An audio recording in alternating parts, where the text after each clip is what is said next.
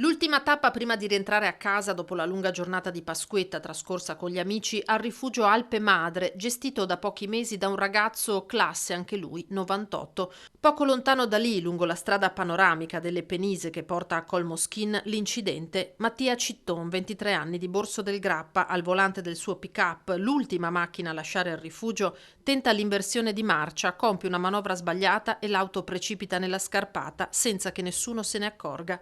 La vettura rotola per 400 metri, Mattia viene sbalzato fuori dall'abitacolo, poi il silenzio. Non vedendolo rientrare, mamma e papà intorno alle 23:15 danno l'allarme. Il padre e gli amici tornano sul posto, sono circa le 4:30 del mattino quando viene scorta la vettura, un ammasso di lamiere accartocciate, ma per il 23enne a terra poco lontano non c'è nulla da fare. Dopo la constatazione della morte da parte del suo M118, tocca ai vigili del fuoco e a una squadra del soccorso alpino trasportare la salma fino alla strada. Una notizia che ha sconvolto l'intera comunità, una notizia forte, inaspettata, ci ha colpito questa mattina di buon'ora all'alba, purtroppo con la conferma della perdita della vita di un nostro giovane concittadino.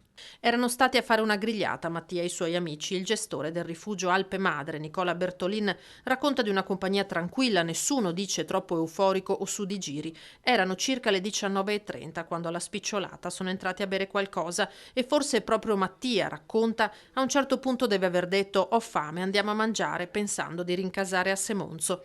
Perito elettrotecnico, lavorava alla Edil Grappa di Borso. Mattia, un bravo ragazzo conosciuto nel paese, come tutta la famiglia, un ragazzo volonteroso, sorridente, altruista, troppo giovane per perdere la vita. Il sindaco ha fatto visita in mattinata alla famiglia del 23enne che ha una figlia più grande. In compagnia del Monsignor Manuel Fabris a casa a portare il nostro saluto e il nostro conforto, anche se non ci sono parole per poter essere vicini a un dramma così grande che colpisce la famiglia in modo particolare.